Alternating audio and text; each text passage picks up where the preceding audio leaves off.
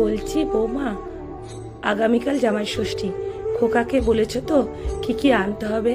হ্যাঁ মা বলেছি। লিস্ট করে দিয়েছো তো? না হলে খোকা আবার আনতে ভুলে যাবে। আগামীকাল তুমি একটু সকাল সকাল উঠে পড়ো। বৌমা, অনেক রান্না বান্না আছে, সকালে জলখাবার, আবার দুপুরে রান্না। আর হ্যাঁ, খোকাকে বলো একটু কাবলি ছোলা আনতে, কারণ সকালে জলখাবারের লুচির সঙ্গে কাবলি ছোলার তরকারি হবে। কারণ আমার বড় জামাই আবার ছোলার ডাল খেতে পারে না, তার কাবলি ছোলার তরকারি খেতে একটু ভালো লাগে। তাই ঠিক করে খোকাকে বলে দিও। আমি শুনতে গেলাম আমার বাতের ব্যথাটা একটু বেড়েছে। তুমি আর খোকা খাওয়া দাওয়া সেরে গুছিয়ে তাড়াতাড়ি শুয়ে পড়ো, কাল আবার তাড়াতাড়ি উঠতে হবে। সুমি শাশুড়ির কথায় মাথা নেড়ে সম্মতি জানালো। তারপর খাবার টেবিলে বসে সুমি সোমনাথকে উদ্দেশ্য করে বলল, এবারেও জামাই ষষ্ঠীতে তুমি যাবে না? মা কতবার করে ডেকেছে, এবারেও দুপুরে রান্না বান্না শেষ করে না হয় বিকেলে চলো, রাতটুকু থেকে সকালে আবার চলে আসবো। সোমনাথ তখন বলল, তুমি তো জানোই মাকে, আমি চলে গেলে মা খুব রাগ করবে। তারপর কতদিন পরে দুই দিদি ও দুই জামাইবাবু এসেছে, আমার চলে যাওয়াটা কি ভালো দেখা যাবে বলো? আমি তোমাকে কথা দিচ্ছি, দিদি জামাইবাবু বাড়ি ফিরে গেলে তখন আমরা একদিন গিয়ে মায়ের সঙ্গে দেখা করে আসব।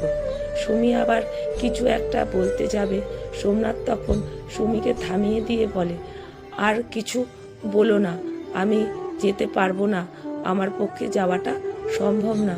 তারপরে পরের দিন সকালে সুমি ভোর ভোর উঠে সকালের সব রান্না বান্না সেরে সব কিছু তৈরি করে রাখলো।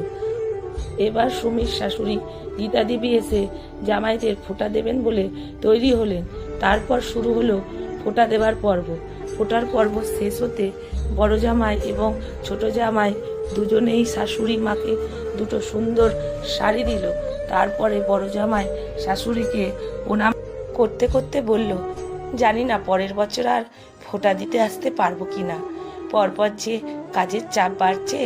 এই কথা শুনে গীতা দেবী তখন বললেন, এ বাবা, না না, এমন বলতে নেই, আমি যতদিন বেঁচে আছি তোমাকে ফোঁটা নিতে আসতেই হবে। এটা মঙ্গল অমঙ্গলের ব্যাপার আছে বাবা, এসব নিয়ে হেও করতে নেই, যত কাজের মধ্যেই থাকো না কেন বাবা, ফোঁটাটা নিও। আমি যতদিন বেঁচে আছি এটাও তো একটা মায়ের আশীর্বাদ, যা তোমার চলার পথে অনেকটা মসৃণ করবে। এই সব দেখে সুমির মনটা যেন আরও খারাপ হয়ে গেল। তারপর চলে গেল দুপুরের রান্না করতে। সুমি আর বাড়ির কাজের মাসি মিলে দুপুরের রান্না বান্না করতে লাগলো। দুপুরের মেনুতে অনেক কিছু ছিল, পাবদা মাছের ঝাল, ইলিশ ভাপা, বাটা মাছ ভাজা, খাসির মাংস, আলু ভাজা, বেগুন ভাজা, পটল ভাজা, চাটনি, আরও অনেক কিছু। এত কিছু রান্না করতে করতে সুমির বেলা গড়িয়ে প্রায় 1টা বাজতে চলল। সুমির শ্বশুরবাড়ি গীতা দেবী তখন সুমিকে উদ্দেশ্য করে বলল, আরে কতক্ষণ লাগবে তোমার? দুপুরের খাওয়া কি রাতে দেবে নাকি? না না মা, হয়ে গেছে, সবাইকে খেতে বসতে বলুন, আমি খাবার দিচ্ছি। হ্যাঁ দাও দাও, বেলা তো গড়িয়ে গেল, আবার কখন খাবে? তারপর সুমির বাড়ির দুটি নন্দাইকে অনেক যত্ন করে সহকারে খেতে দিল। দুই জামাই খাবারকে সুমিকে অনেক প্রশংসা করলো। এরপর সুমি আবার সোমনাথকে বলল, কি গো, তুমি সত্যি সত্যি যাবে না? মা নিজেই তো বলল এই ফোঁটা তো নাকি একটা মঙ্গল অমঙ্গলের ব্যাপার আছে, উনি ছেলের মঙ্গলের কথা ভাববেন না? ছেলে যে ফোঁটা নিতে গেল না, তা নিয়ে তো মার কোনো কিছু বলতে শুনছি না। সোমনাথ তখন বলল, তুমি এটা নিয়ে আর কিছু গন্ডগোল করো না, তোমাকে বলছি তো, দিদি জামাইবাবু বাড়ি চলে গেলে আমরা যাব। সেই সময় গীতা দেবী ওইখানে চলে আসেন। কি হয়েছে রে খোকা? সকাল থেকে দেখছি বৌমার মুখটা কেমন একটা ভার হয়ে আছে। বড় জামাই খাবারের কত প্রশংসা করলো, বৌমাকে দেখলাম কোনো উত্তর দিল না, কি হয়েছে? না মানে সুমি বলছে ও একটু মার কাছে যাবে আমাকে নিয়ে, আমি না বলছি তাই ও একটু কষ্ট পেয়েছে।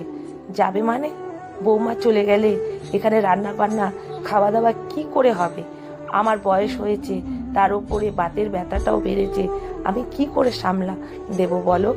আর দিদি জামাইবাবু কতদিন পর এসেছে, তারা কত দূর থেকে। তোদের তো এই কাছে, দিদি জামাইবাবু চলে গেলেই না যাস। তখন সুমি বলল, আপনি নিজেই তো বললেন এই ফোঁটাটা নিলে নাকি অনেক মঙ্গল হয়, আপনি কি আপনার ছেলের মঙ্গল চান না? এ তুমি কিভাবে কথা বলছো বৌমা? আমার ছেলের জন্য আমার আশীর্বাদ সবসময় আছে, শাশুড়ির আশীর্বাদ না হলেও চলবে। তুমি আমাকে একটা কথা বলো, তোমার বাপের বাড়ি আগে না শ্বশুর বাড়ি? আর হ্যাঁ, রাতে কি খাওয়া হবে সেটা খোকার সঙ্গে একটু আলোচনা করে নিও। এই নিয়ে যেন আমি আর কোনো কথা না শুনি। বাড়ির তোমার ননদ নন্দা এরা আছে, এরা এরকম কথা শুনলে তাদের কতটা খারাপ লাগবে বলো তো?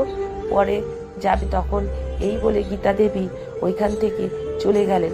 সুমি তখন বুক ভরা কষ্ট নিয়ে স্বামীর সঙ্গে আলোচনা করতে শুরু করলো রাতে কি রান্না হবে।